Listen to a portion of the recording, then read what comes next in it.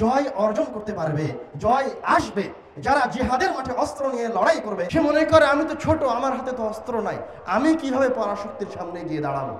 জীবনে দেখা যাচ্ছে যে তারা পরাশক্তি, তাদের কাছে অস্ত্র বেশি আছে, আমাদের কাছে অস্ত্র নেই। কিন্তু মুসলমানরা কোনোদিন অস্ত্র দিয়ে জয় নিয়ে আসেনি। মুসলমানরা ঈমান দিয়ে, শিক্ষিত ঈমান দিয়ে জয় নিয়ে এসেছে। মুসলমানরা কুরআনুল কারীম দিয়ে জয় নিয়ে এসেছে। যার উপর একবার দরুদ পাঠ করার বিনিময়ে আল্লাহ রাব্বুল আলামিন 3টি জিনিস দান করেন। দরুদ পাঠকারীর 10টি গুনাহকে মাফ করে দেন, তার উপর 10 বার রহমত বর্ষণ করেন, তার মর্যাদাকে 10 স্তর উপরে উঠিয়ে দেন। এই প্রিয় হাবিব রাহমাতুল লিল আলামিনের উপর হাজারো দরুদ ও সালাম বর্ষিত হোক। সকলেই বলি সাল্লাল্লাহু আলাইহি ওয়াসাল্লাম। আমাদের কে আল্লাহ রাব্বুল আলামিন এবং রাসূল সাল্লাল্লাহু আলাইহি ওয়াসাল্লাম যে সমস্ত জিনিসের কথা বলেছেন এবং বাধ্যবাধকতা প্রদান করেছেন, এগুলির মাঝে একটি শ্রেষ্ঠ অন্যতম জিনিস হচ্ছে আমানা। আল্লাহ রাব্বুল আলামিন কুরআনুল কারীমে বলছেন, ইন্না আ'রাদনাল আমানাতা আলাস সামাওয়াতি ওয়াল আরদ। আল্লাহ রাব্বুল আলামিন বলছেন, নিশ্চয় আমি আমানতকে আসমান এবং জমিন এবং পাহাড় পর্বতের সামনে পেশ করলাম। ফাআবাইনা আন ইয়াহমিলনাহা, কিন্তু আসমান জমিন পাহাড় পর্বত এই আমানতকে গ্রহণ করতে অস্বীকার করলো। তারা বলল, আমরা এই আমানতকে বহন করতে পারবো না। ফাআশফাকনা মিনহা, তখন আমরা তাদের উপর অনুগ্রহ করলাম, তাদের উপর চাপিয়ে দিলাম না।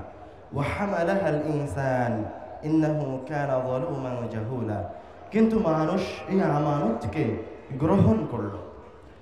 আল্লাহ রাব্বুল আলামিন এই আমানতের ইতিহাস বলতে গিয়ে বলছেন, এই গুরুত্বপূর্ণ জিনিসটাকে, এই ফজিলতপূর্ণ জিনিসটাকে আমি আগে আসমান জমিনের উপর উপস্থাপন করেছিলাম, তারা নেয়নি। কারা নিয়েছে? মানুষ নিয়েছে। তো মানুষ যে নিল, বিনিময় যে আল্লাহ রাব্বুল আলামিন মানুষের প্রশংসা করবেন, আল্লাহ রাব্বুল আলামিন বিনিময়ে মানুষের প্রশংসা না করে আল্লাহ রাব্বুল আলামিন উল্টো মানুষকে উদ্দেশ্য করে বলছেন, ইন্নাহু যালুমান জাহুলা, নিশ্চয় মানুষ বড় জাহেল, মানুষ বড় যালুমান জালেম, জাহুলা জাহেল, মূর্খ। কথা বুঝতে পারছেন কি? আল্লাহ রাব্বুল আলামিন প্রশংসা না করে উল্টা নিন্দা করছেন। কেন? কেননা আল্লাহ রাব্বুল আলামিন যে আমানতটা প্রদান করেছেন, এতটা মহান জিনিস, এতটা বড় জিনিস, এতটা মর্যাদাবান জিনিস যে এটা অধিকাংশ মানুষই বহন করতে পারবে না। অধিকাংশ মানুষ এই আমানত বহন করার সৌভাগ্য অর্জন করতে পারবে না। এই জন্য আল্লাহ রাব্বুল আলামিন অধিকাংশ মানুষের দিকে লক্ষ্য রেখে উল্টো মানুষকে, তাদেরকে উদ্দেশ্য করে বলছেন, তারা হচ্ছে জালেম, তারা হচ্ছে অত্যাচারী। মানুষ হচ্ছে অত্যাচারী, মানুষ হচ্ছে জাহেল, মানুষ হচ্ছে মূর্খ। এখন যদি কোনো ব্যক্তি বলে যে আমি একজন সৎ মুসলমান হিসেবে আমানতকে বহন করতে চাই, তাহলে সে কি করবে? সে কথাও আল্লাহ রাব্বুল আলামিন এই আয়াতের মাঝেই বলে দিয়েছেন। যদি একটু দূরদৃষ্টি দিয়ে এই আয়াতের দিকে তাকান, তাহলে দেখবেন আল্লাহ রাব্বুল আলামিন বিপরীত সিফাত বলেছেন। আল্লাহ রাব্বুল আলামিন বললেন মানুষ বড় জালেম, জাহেল। এখন বিপরীতে যদি আপনি আমানতকে বহন করতে যান, তাহলে জালেমের বিপরীত, অত্যাচারের বিপরীত কোন সিফাত গ্রহণ করতে হবে? ইনসাফ, আদালা, ন্যায় পরায়ণতা গ্রহণ করতে হবে। তো কেউ যদি মনে করে আমি আল্লাহ রাব্বুল আলামিনের এই আমানতকে বহন করতে চাই, আমি একজন সৎ মুসলমান, তাহলে প্রথম যে সিফাত তার মাঝে নিয়ে আসতে হবে সেটা হচ্ছে আদালা, সেটা হচ্ছে ন্যায় পরায়ণতা, ইনসাফ, যেটা জুলমের বিপরীত। আরেকটা সিফাত তার মাঝে নিয়ে আসতে হবে, সেটা হচ্ছে জাহালা, মূর্খতার বিপরীত। মূর্খতার বিপরীত কি? তাকে জ্ঞান অর্জন করতে হবে, ইলম অর্জন করতে হবে। এই দুইটা জিনিসকে যখন একজন ব্যক্তি তার মাঝে নিয়ে আসতে পারবে, তখন সে আমানত বহন করতে পারবে। আমানতের গুরুত্ব যদি আপনারা আরেকটু স্পষ্ট হতে চান, তাহলে আমরা রাসূল সাল্লাল্লাহু আলাইহি ওয়াসাল্লামের একটা হাদিসকে উল্লেখ করব। রাসূল সাল্লাল্লাহু আলাইহি ওয়াসাল্লাম বলছেন, আনাস বিন আনাস রাদিয়াল্লাহু তাআলা আনহু বলছেন, যখনই রাসূল সাল্লাল্লাহু আলাইহি ওয়াসাল্লাম আমাদের সামনে খুতবা দিতেন, নসিহত পেশ করতেন, তখন তার অধিকাংশ বক্তব্যে এই বাক্যটি বলতেন, মান লা যার কাছে আমানত নেই তার কোনো ঈমান নেই। লা ঈমানা লিমান লা আমানাতা লাহ। ওই ব্যক্তির কাছে ঈমান নেই যার কাছে কি নেই? আমানত নেই। আরেকটা কথা রাসূল সাল্লাল্লাহু আলাইহি ওয়াসাল্লাম বলছেন, লা দীনা লাহু লিমান লা আহদা লাহ। যে ব্যক্তির কাছে আহাদ নেই, যে ব্যক্তি চুক্তি করার পর ভঙ্গ করে, তার কাছে কোনো ধর্ম নেই, তার কাছে কোনো দিন নেই। আল্লাহ রাব্বুল আলামিন দুইটা জিনিসের মাধ্যমে দুইটা জিনিস উঠে যায়, দুইটা জিনিসের মাধ্যমে দুটো জিনিস উঠে যায়, এ কথা রাসূল সাল্লাল্লাহু আলাইহি ওয়াসাল্লাম স্পষ্ট করছেন। যখন আপনার মাঝে থেকে আমানত উঠে যাবে, তখন রাসূল সাল্লাল্লাহু আলাইহি ওয়াসাল্লাম বলছেন, তখন আপনি বেঈমান হয়ে গেছেন। যখন আপনার মাঝে থেকে দিন উঠে যাবে, যখন আপনার মাঝে থেকে ওয়াদা, আপনি যখন ওয়াদা ভঙ্গ করবেন, যখন আপনি খেয়ানত করবেন, তখন আপনার কাছে থেকে ধর্ম উঠে যাবে। এই আমানতকে আল্লাহ রাব্বুল আলামিন রাসূলগণ, ফেরেশতাগণের সিফাত হিসেবে উল্লেখ করেছেন। এক জায়গায় দুই জায়গায় নয়, আল্লাহ রাব্বুল আলামিন নবীদের, সকল নবীদের সাথে যে সিফাতটা জুড়ে আছে সেটা হচ্ছে আমানতের সিফাত। যদি রাসূল সাল্লাল্লাহু আলাইহি ওয়াসাল্লামের প্রতিবেশীদেরকে জিজ্ঞাসা করা হয়, মুহাম্মদ সাল্লাল্লাহু আলাইহি ওয়াসাল্লাম কেমন ছিলেন, প্রতি উত্তরে তার প্রতিবেশীরা বলবে, মুহাম্মদ সাল্লাল্লাহু আলাইহি ওয়াসাল্লাম হচ্ছেন আমিন, মুহাম্মদ সাল্লাল্লাহু আলাইহি ওয়াসাল্লাম হচ্ছেন সাদিক, অর্থাৎ মুহাম্মদ সাল্লাল্লাহু আলাইহি ওয়াসাল্লাম আমানতদার ছিলেন, মুহাম্মদ সাল্লাল্লাহু আলাইহি ওয়াসাল্লাম সত্যবাদী ছিলেন। শুধু তাই নয়, সূরা শুআরাতে আল্লাহ রাব্বুল আলামিন একে একে 5 জন নবীর কথা উল্লেখ করলেন এবং আলাদা আলাদা হয়ে প্রত্যেক নবীর মুখ দিয়ে ঘোষণা দিয়ে নিচ্ছেন যে আমি হচ্ছি তোমাদের জন্য আমানতদার রাসূল। যেমন দেখেন, মুসা আলাইহিস সালাতু ওয়াস সালাম সূরা শুআরা এসেছে, তিনি তার কওমকে সম্বোধন করে বলছেন, ইন্নী লাকুম রাসূলুন আমিন, আমি তোমাদের জন্য একজন আমানতদার রাসূল। লূত আলাইহিস সালাম তার কওমকে সম্বোধন করে বলছেন, ইন্নী লাকুম রাসূলুন আমিন, আমি তোমাদের জন্য একজন আমানতদার রাসূল। সালেহ আলাইহিস সালাম তার কওমকে উদ্দেশ্য করে বলছেন, ইন্নী লাকুম রাসূলুন আমিন, আমি তোমাদের জন্য একজন আমানতদার রাসূল। আল্লাহ রাব্বুল আলামিন এই বাক্যটা সূরা শুআরার মাঝে একবার বলে দিলেই পারতেন, কিন্তু আল্লাহ রাব্বুল আলামিন একবার দুইবার নয়, পাঁচবার উল্লেখ করলেন। বোঝা যাচ্ছে আমানত অনেক মহান একটা জিনিস, যেটা সবাই বহন করতে পারবে না। সেটা হচ্ছে একমাত্র সালেহ, সৎ, নেককার বান্দারা এই আমানতকে বহন করতে পারবে।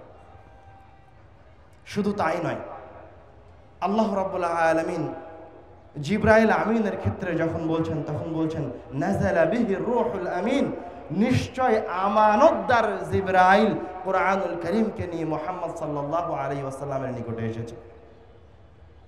আমানতকে যদি আরো স্পষ্ট করতে যান যে আল্লাহ রাব্বুল আলামিন এই আমানতকে বাস্তবায়ন করার জন্য কতটা কঠোরতা দেখিয়েছেন, তাহলে রাসূল সাল্লাল্লাহু আলাইহি ওয়াসাল্লামের সিরাতে আসতে হবে। রাসূল নিজেই আমানতদার, সবাই সাক্ষী দিচ্ছে রাসূল সাল্লাল্লাহু আলাইহি ওয়াসাল্লাম আমানতদার, কিন্তু এই ঘটনায় ফিরে আসেন, রাসূল সাল্লাল্লাহু আলাইহি ওয়াসাল্লাম যখন মক্কা বিজয় করলেন, মক্কা বিজয় করার পর উনি কাবা ঘরের চাবিটা গ্রহণ করে কাবা ঘরে প্রবেশ করেছেন। ওসামার কাছে কাবা ঘরের চাবি ছিল, উনি তার কাছে কাবা ঘরের চাবিটা নিয়ে সালাতের জন্য কাবা ঘরে প্রবেশ করেছেন। এমতো অবস্থায় মুহাম্মদ সাল্লাল্লাহু আলাইহি ওয়াসাল্লামের উপর আয়াত অবতীর্ণ হলো, কুরআনুল কারীমের আয়াত অবতীর্ণ হলো, ইন্নাল্লাহা ইয়া'মুরুকুম আন তু'আদ্দুল আমানা। মুহাম্মদ সাল্লাল্লাহু আলাইহি ওয়াসাল্লাম ওসামার কাছ থেকে কাবা ঘরের চাবিটা নিয়ে সালাতের জন্য কাবা ঘরে প্রবেশ করেছেন, আর চাবিটা তার ভাতিজা আব্দুল্লাহ ইবনে আব্বাস রাদিয়াল্লাহু তাআলা আনহুর হাতে উঠিয়ে দিয়েছেন। এই অবস্থায়, কাবা ঘরে থাকা অবস্থায় মুহাম্মদ সাল্লাল্লাহু আলাইহি ওয়াসাল্লামকে আল্লাহ রাব্বুল আলামিন বলছেন, তুমি আমানতদারিতা দেখাও এবং আদল ইনসাফ করো, তো এই জায়গায় রাসূল সাল্লাল্লাহু আলাইহি ওয়াসাল্লাম ইনসাফের, আদালতের, আমানতের কি খেয়ানত করলেন। মুহাম্মদ সাল্লাল্লাহু আলাইহি ওয়াসাল্লাম শুধুমাত্র ওসামার কাছ থেকে চাবিটা নিয়ে আব্দুল্লাহ ইবনে আব্বাসকে দিয়েছেন। তো যার কাছ থেকে চাবি মুহাম্মদ সাল্লাল্লাহু আলাইহি ওয়াসাল্লাম নিলেন তিনি হচ্ছেন একজন কাফের, তখনও তিনি ইসলাম গ্রহণ করেননি। চাবি নিয়ে চাবির জিম্মেদারি কাকে দেওয়া হচ্ছে? একজন সৎ সাহাবীকে, যে সাহাবীকে রাসূল সাল্লাল্লাহু আলাইহি ওয়াসাল্লাম নিজে বুকে চেপে ধরে তার জন্য দোয়া করেছেন, আল্লাহুম্মা ফাক্কিহু ফিদ্দীন ওয়া আল্লিমহু তাবিল। হে আল্লাহ, আপনি ইবনে আব্বাসকে দ্বীনের জ্ঞান দান করুন এবং তাকে তাবিল করার সক্ষমতা দান করুন। এরকম একজন মহিমান্বিত সাহাবীর হাতে রাসূল সাল্লাল্লাহু আলাইহি ওয়াসাল্লাম কাবা ঘরের চাবি তুলে দিয়েছেন। এতটুকুতেই আল্লাহ রাব্বুল আলামিন আসমান থেকে আয়াত অবতীর্ণ করলেন যে তুমি কি করো? আমানতদারিতা অবলম্বন করো, আদালত দেখো।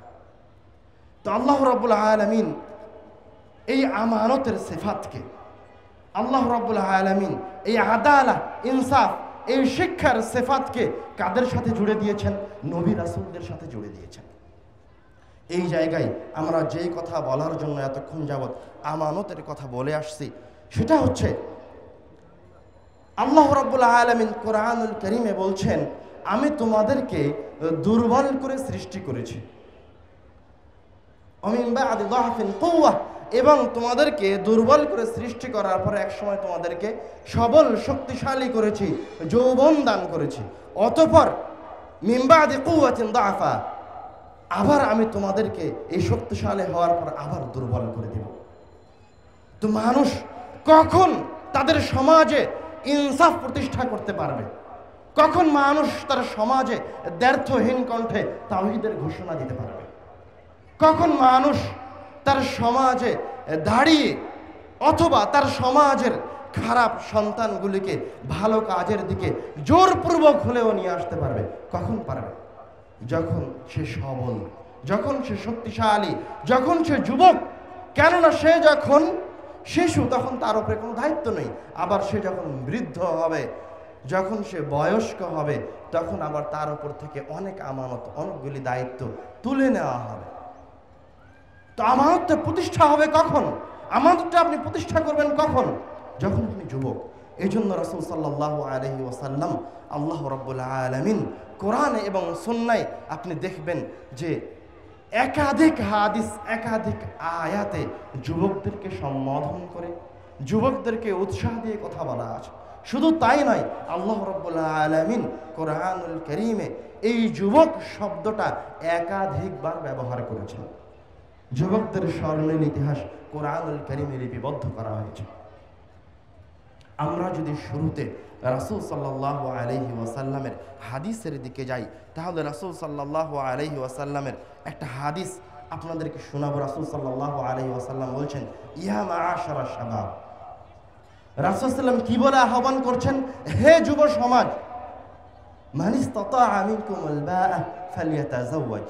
তোমাদের মাঝে থেকে কেউ যদি কোনো মেয়ের দায়িত্ব গ্রহণ করতে পারে, ভরণ পোষণের দায়িত্ব নিতে পারে, ফালইয়াতাযাওয়াজ, সে যেন বিবাহ করে নেয়।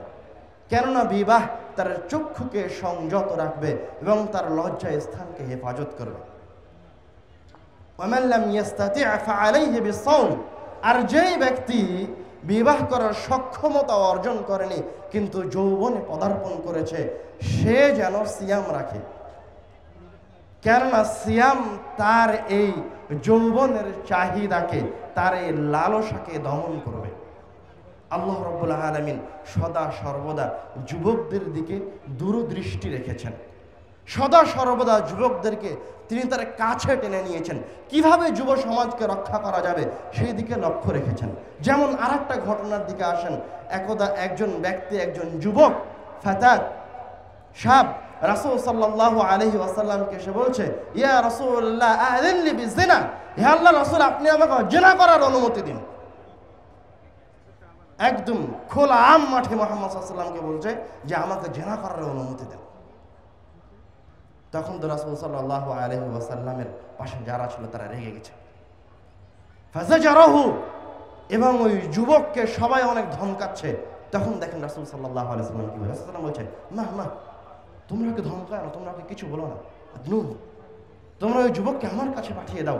রাসূল সাল্লাল্লাহু আলাইহি সাল্লাম যুবককে তার কাছে টেনে নিলেন, কাছে টেনে নিয়ে শুধু টেনে নিলেন না, তার পাশে বসালেন পুরনো ভালোবাসার সাথে। তাকে রাসূল সাল্লাম এই কথা বলছেন না, না তুমি জিনা করবে না, জিনা বড় পাপ, তুমি জাহান্নামে চলে যাবা, এই কথা এই যুবককে রাসূল সাল্লাম বলছেন না। রাসূল সাল্লাম বুদ্ধিবৃত্তিক ভাবে এই যুবকের সাথে লড়াই করছেন। কি বললেন? ওই যুবককে কাছে টেনে পাশে বসিয়ে বলছেন, আতুহিব্বুহু লিউম্মিক, তুমি কি তোমার মায়ের সাথে কেউ জিনা করুক এটা পছন্দ করো? কাছে টেনে রাসূল সাল্লাল্লাহু আলাইহি ওয়াসাল্লাম বলছেন, তোমার মায়ের সাথে কেউ জিনা করুক এটা কি তুমি পছন্দ করো? তখন ওই যুবক প্রতি উত্তরে বলছে, লা ওয়াল্লাহি, হে আল্লাহর রাসূল, আল্লাহর কসম খেয়ে বলছি কখনো নয়, আল্লাহর কসম খেয়ে বলছি কখনো নয়, জাআলানি আল্লাহু ফিদাক, আল্লাহ রাব্বুল আলামিন আমাকে আপনার জন্য উৎসর্গ করুক, আল্লাহর কসম আমি কখনো এটা আমার মায়ের জন্য পছন্দ করব না, এটা আমি মেনে নিতে পারবো না। তখন রাসূল সাল্লাল্লাহু আলাইহি ওয়াসাল্লাম তার প্রতির উত্তরে বলছেন, অন্য অন্য মানুষও এটা চাইবে না যে তার মায়ের সাথে অন্য কেউ জেনায় লিপ্ত হোক। রাসূল সাল্লাল্লাহু আলাইহি ওয়াসাল্লাম এরপরে বললেন না জেনাকে তোমার জন্য হারাম করলাম, আবার জিজ্ঞাসা করছেন, আতুহিব্বুহু লিইবনাতিক, তোমার কন্যার সাথে কেউ জেনা করুক এটা কি তুমি পছন্দ করো? তারপরে রাসূল সাল্লাল্লাহু আলাইহি ওয়াসাল্লাম এভাবে জিজ্ঞাসা করতে থাকলেন, আতুহিব্বুহু লিউখতিক, তুমি কি চাইবে যে তোমার বোনের সাথে কেউ জেনায় লিপ্ত হোক? আতুহিব্বুহু লিআম্মাতিক, তুমি কি চাইবে তোমার চাচির সাথে কেউ জেনায় লিপ্ত হোক? আতুহিব্বুহু লিখালাতিক, তুমি কি চাইবে তোমার চাচির সাথে কেউ জেনায় লিপ্ত হোক, তোমার খালার সাথে কেউ জেনায় লিপ্ত হোক? বারবার ওই যুবক একই উত্তর দিচ্ছে, লা ওয়াল্লাহি, হে আল্লাহর রাসূল, কখনো নয়, আমি কোনোদিন এটা পছন্দ করব না। দেখেন রাসূল সাল্লাল্লাহু আলাইহি ওয়াসাল্লাম একবারও তাকে ধমকালেন না। তার মাঝের ঈমানকে, তার মাঝের গায়রাতকে রাসূল সাল্লাল্লাহু আলাইহি ওয়াসাল্লাম জাগ্রত করার চেষ্টা করছেন। এভাবে এক পর্যায়ে বলতে থাকলেন, বলতে বলতে যখন বলা শেষ হয়ে গেল তখন রাসূল সাল্লাল্লাহু আলাইহি ওয়াসাল্লাম ওই যুবকের শরীরে হাত রেখে তার জন্য দোয়া করছেন, আল্লাহুম্মা গফির লাহু ওয়া তাহহির কলবাহু,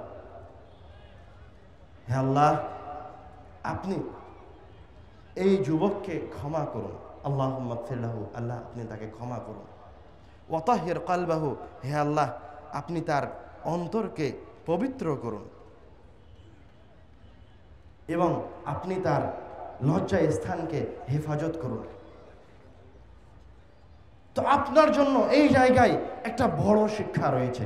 আপনিও যদি এই যুবকের মতো এইরকমই চিন্তা করেন যে আমার জেনা করার প্রয়োজন, আমি আমার যৌবনকে রক্ষা করতে পারছি না, তাহলে প্রথম কথা হচ্ছে আপনি এগুলো চিন্তা করেন যে আপনি কি চান যে আপনার মা, আপনার কন্যা, আপনার খালা, আপনার মায়ের সাথে এরকম কুকর্মে কেউ লিপ্ত হোক? যদি এরপরও আপনি আপনারা নিজেকে সংযত না করতে পারেন, তাহলে রাসূল সাল্লাল্লাহু আলাইহি ওয়াসাল্লাম যেই দোয়াটা ওই যুবকের শরীরে হাত রেখে বললেন, আপনিও আপনার শরীরের উপর হাত রেখে ওই দোয়াটা পাঠ করুন, তাহলে আল্লাহ রাব্বুল আলামিন আপনাকে এইরকম জেনার মতো পাপাচার থেকে বের করে নিয়ে আসবেন। তারপরে আরেকটা ঘটনায় রাসূল সাল্লাল্লাহু আলাইহি ওয়াসাল্লাম আরেকটা ঘটনা বলছেন, হাদিসে এসেছে, সাবআতুন ইযিল্লুহুমুল্লাহু তাআলা ফি যিল্লিহি ইয়াওমা লা যিল্লা ইল্লা যিল্লুহু, কিয়ামতের দিন আল্লাহ রাব্বুল আলামিন 7 শ্রেণীর মানুষকে তার আরশের নিচে ছায়া প্রদান করবেন। তার এক শ্রেণীর মানুষ হচ্ছে ইমামুন আদিল, ন্যায়পরায়ণ অভিভাবক। 7 শ্রেণীর মানুষ কিয়ামতের দিন আল্লাহ রাব্বুল আলামিনের আরশের নিচে ছায়া পাবে। তার প্রথম শ্রেণী হচ্ছে ইমামুন আদিল, ন্যায়পরায়ণ অভিভাবক।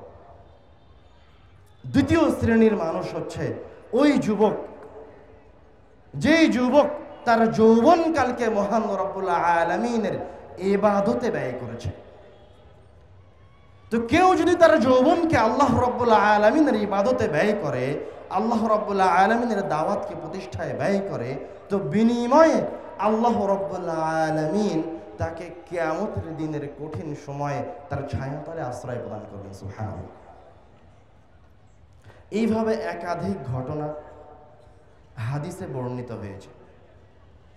শুধু তাই নয়, রাসূল সাল্লাল্লাহু আলাইহি ওয়াসাল্লাম, ওই যে ইবনে আব্বাস রাদিয়াল্লাহু তাআলা আনহুর ঘটনা বললাম, যখন ইবনে আব্বাস রাদিয়াল্লাহু তাআলা আনহু যৌবনে পদার্পণ করবেন, তখন ইবনে আব্বাস রাদিয়াল্লাহু তাআলা আনহুকে একদা রাসূল সাল্লাল্লাহু আলাইহি ওয়াসাল্লাম নিজে ডেকে বলছেন, ইয়া গোলাম, হে গোলাম, হে বৎস, ইহফাজিল্লাহ ইহফাজুক, তুমি আল্লাহ রাব্বুল আলামিনের হুকুম আহকামগুলিকে হেফাজত করো। আল্লাহ যেটা করতে বলেছেন সেটা করো, আল্লাহ যেখান থেকে নিষেধ করেছেন সেই কাজে তুমি লিপ্ত হয়েও না। তুমি যদি এভাবে চলাফেরা করো তাহলে মহান রব্বুল আলামিন তোমার হেফাজত করো। তারপরে রাসূল সাল্লাল্লাহু আলাইহি ওয়াসাল্লাম বলছেন, ইহফাজিল্লাহ তাজিদু তুজাহাক, তুমি আল্লাহ রাব্বুল আলামিনের হেফাজত করো, তাহলে তুমি আল্লাহ রাব্বুল আলামিনকে তোমার সামনে পাবে। তো আল্লাহ রাব্বুল আলামিনের হেফাজত কিভাবে করবেন? এক তো গেল আল্লাহ রাব্বুল আলামিন যে সমস্ত ইবাদত বান্দেগি দিয়েছেন সেগুলি করবেন, কিন্তু আল্লাহ রাব্বুল আলামিনের হেফাজত করা কি?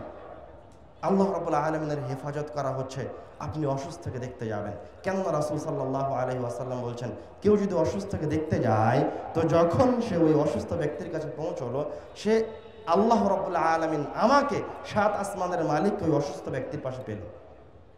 আল্লাহ রাব্বুল আলামিন বলছেন, কেউ যদি কোনো দরিদ্রকে খাওয়ায়, রাসূল সাল্লাল্লাহু আলাইহি ওয়াসাল্লাম বলছেন, কেউ যদি কোনো দরিদ্রকে খাওয়ায় তাহলে সে আমাকে খাওয়ালো, কেউ যদি কোনো তৃষ্ণার্তকে পানি পান করায় তাহলে সে আমাকে পানি পান করালো।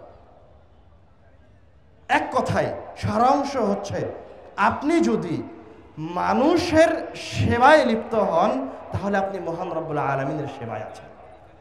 আপনি যদি মানুষকে খারাপ কাজ থেকে বিরত রাখায় লিপ্ত হন তাহলে আপনি মহান রব্বুল আলামিনের সেবায় লিপ্ত আছেন।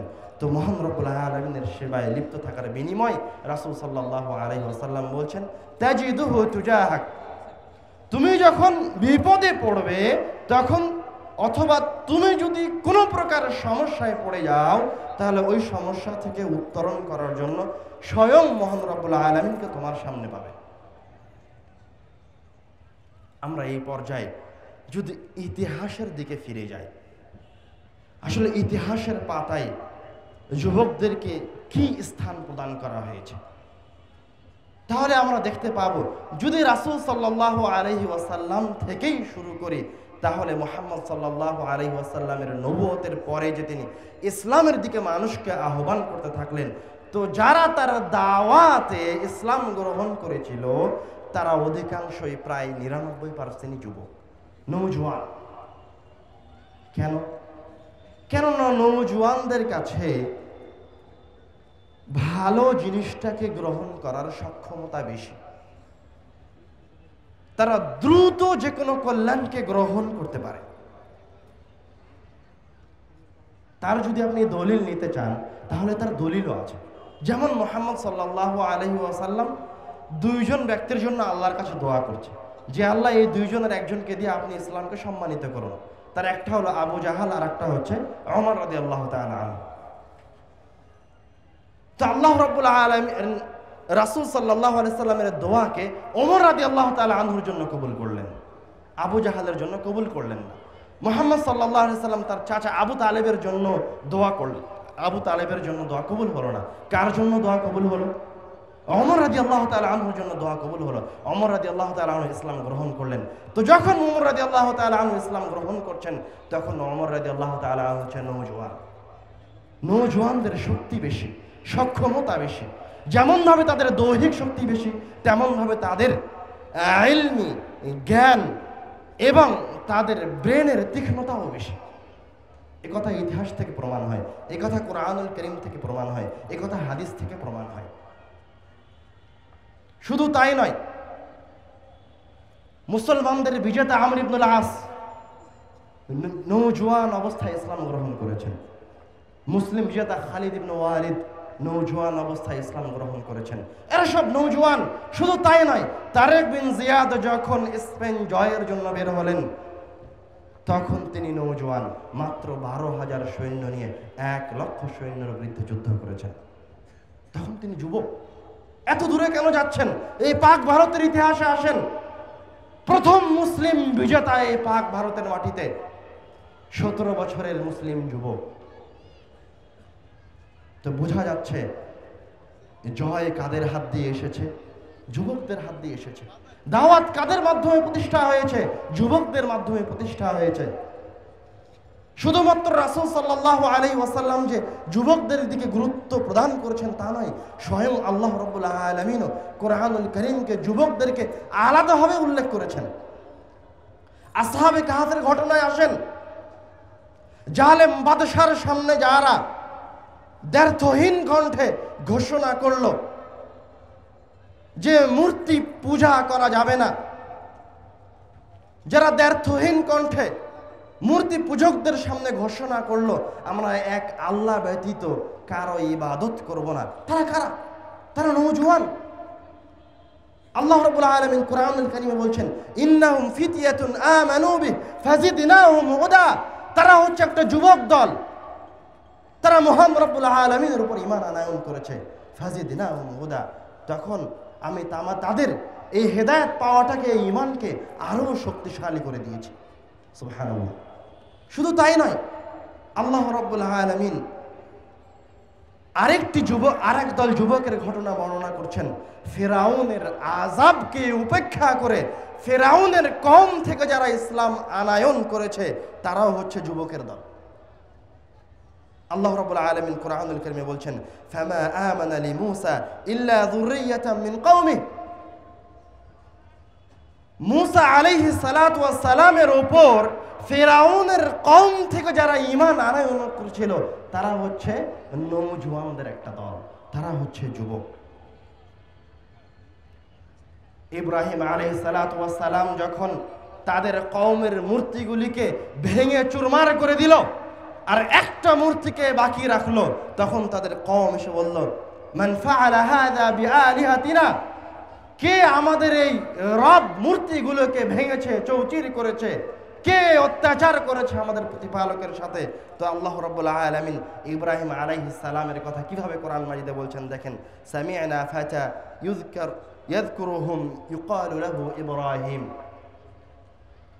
তখন প্রতি উত্তরে বলা হচ্ছে যে একজন যুবক আছে, একজন নওজোয়ান আছে যে আমাদের এই মূর্তি পূজার বিরোধিতা করত, এই মূর্তি পূজার সমালোচনা করত। এই ইব্রাহিম এই মূর্তিগুলোকে ভেঙে চুরমার করে ফেলেছে। ইউকালু লাহু ইব্রাহিম। তো যুগে যুগে যারা ইসলামের দাওয়াত দিয়েছেন, যারা ইসলামের জন্য জীবনকে বিলিয়েছেন, যারা রক্ত দিয়েছেন, তারা হচ্ছে যুবক। আর আমাদের অবস্থা দেখেন, কোথায় আমরা আর কোথায় নওজোয়ানদের জায়গা? কোথায় আমাদের যুবক সমাজ? কোথায় থাকার কথা ছিল আমাদের যুবক সমাজের? রাত্রে উঠে তাহাজ্জুদ আদায় করার কথা ছিল, অথচ আমাদের যুবক সমাজ রাত্রে উঠে তারা গার্লফ্রেন্ডের সাথে কথা বলার ব্যস্ত। আমাদের যুবক সমাজের বাজারে গিয়ে মানুষকে খারাপ কাজ থেকে বাধা দেওয়ার কথা ছিল, অথচ আমাদের যুবক সমাজ বাজারে গিয়ে, বিভিন্ন সিনেমা থিয়েটারে গিয়ে বিভিন্ন ধরনের জুয়া হারাম খেলায় লিপ্ত।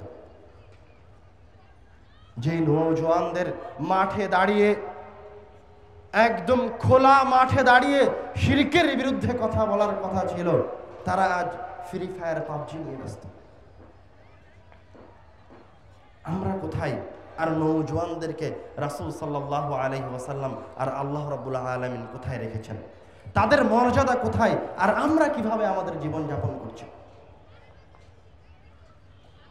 আল্লাহ রাব্বুল আলামিন এবং রাসূল সাল্লাল্লাহু আলাইহি ওয়াসাল্লাম যুবকদের মর্যাদাকে একাধিক জায়গায় একাধিকভাবে বর্ণনা করেছেন, একাধিকভাবে তাদের মর্যাদাকে অক্ষুণ্ণ রাখার চেষ্টা করেছেন। কেননা জয় অর্জন করতে পারবে, জয় আসবে যারা জিহাদের মাঠে অস্ত্র নিয়ে লড়াই করবে, তারা হচ্ছে শক্তিশালী, তাদেরকে শক্তিশালী হতে হবে। তো তারা কারা? তারা হচ্ছে নওজোয়ান। আর নওজোয়ানদেরকে কি হতে হবে? কেমন নওজোয়ান হলে জয় অর্জন করা সম্ভব? শিক্ষিত নওজোয়ান হতে হবে। শুধু যদি মুসলমান নওজোয়ান দিয়ে জয় আসতো, শুধু যদি মুসলমান নাম হওয়ার কারণে সে সম্মানিত হতো, তাহলে মুসলমান আজকে পৃথিবীর আনাচে কানাচে অপদস্থ হতো না। শুধু যদি আল্লাহ রাব্বুল আলামিনের উপর ঈমান আনায়নের কারণে মুসলমানদের গৌরব ফিরে আসতো, তাহলে আমরা আজকে সবচেয়ে বেশি সম্মানের জায়গায় থাকতাম।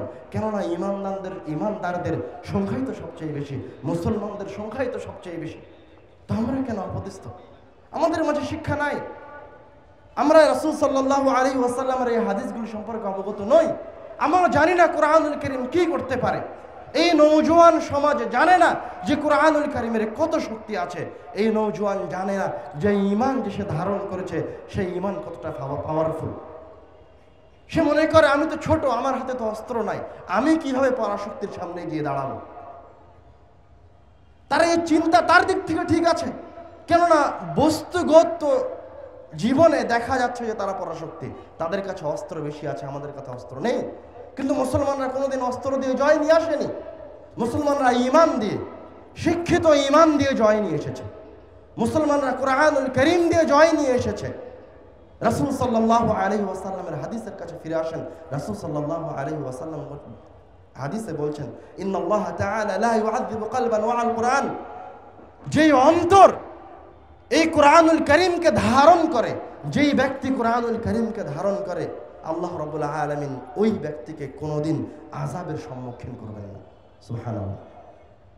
আমরা মনে করি আমরা বুলেট থেকে বাঁচার জন্য, বোমা থেকে বাঁচার জন্য সেফ হাউস নির্মাণ করেছি, বুলেট প্রুফ জ্যাকেট পরিধান করেছি। আপনার কাছে নাই, আপনার কাছে ওই অস্ত্রগুলি নাই, আপনার কাছে সেফ হাউস বানানো নাই, আপনার কাছে বুলেট প্রুফ জ্যাকেট নাই। তো আপনি কি করবেন? কিভাবে পরাশক্তির সাথে যুদ্ধ করবেন? রাসূল সাল্লাল্লাহু আলাইহি ওয়াসাল্লাম হাদিসে বলছেন, ইন্না হাযাল কুরআনা মা'জাবাতুল্লাহ ফামান দাখালা ফীহি ফাহুয়া আমিন। কোন ব্যক্তি যদি কোরআনুল কারীমের মাধ্যমে আশ্রয় গ্রহণ করতে পারে, তাহলে কোরআনুল কারীম হচ্ছে এই দুনিয়াতে, এই পৃথিবীতে মা'জাবাতুল্লাহ, মহান রব্বুল আলামিনের পক্ষ থেকে সেফ হাউস, মহান রব্বুল আলামিনের পক্ষ থেকে মুসলমানদের জন্য বুলেট প্রুফ জ্যাকেট। ফামান দাখালা ফীহি ফাহুয়া আমিন। যে ব্যক্তি কোরআনুল কারীমের মাধ্যমে আশ্রয় প্রার্থনা করবে, আল্লাহ রাব্বুল আলামিন তাকে আশ্রয় দিবেন, তাকে বিপদ থেকে বাঁচাবেন। তার হেফাজতের দায়িত্ব মহান রব্বুল আলামিনের হাতে। তো আমাদের যুব সমাজ হচ্ছে অশিক্ষিত, মূর্খ। আমাদের যুব সমাজ কোনো সময় কোনো কিছু পড়ার প্রয়োজন মনে করে না। আমাদের যুব সমাজ যে সমস্ত জিনিসে দ্রুত মজা পাওয়া যায় সেগুলি নিয়ে ব্যস্ত। কষ্ট করে শিক্ষা অর্জন করতে তারা উদ্বুদ্ধ নয়। তারা কোরআনুল কারীমের আয়াতগুলি কোনদিন তাদাব্বুর করার প্রয়োজন মনে করে না। রাসূল সাল্লাল্লাহু আলাইহি ওয়াসাল্লামের হাদিসগুলি পড়ে দেখার প্রয়োজন মনে করে না। তারা যদি কোরআনুল কারীমে ফিরে আসতো, তাহলে আল্লাহ রাব্বুল আলামিন তাদের হাত দিয়ে আবার মুসলমানদের গৌরবকে ফিরিয়ে দিতেন। আমাদের সময় স্বল্পতার কারণে আমাদের আলোচনাকে অনেক সংক্ষিপ্ত করেছি। লম্বা আলোচনাকে মাত্র 20-22 মিনিটের মাঝে শেষ করার চেষ্টা করলাম। আল্লাহ রাব্বুল আলামিন আমাদেরকে, আমাদের নওজওয়ানদেরকে হেফাজত করুন, কোরআন এবং হাদিসের উপর চলার তৌফিক দান করুন। আল্লাহুম্মা আমিন। ওয়া আখিরু দাওয়ানা আলহামদুলিল্লাহি রাব্বিল আলামিন। আসসালামু আলাইকুম।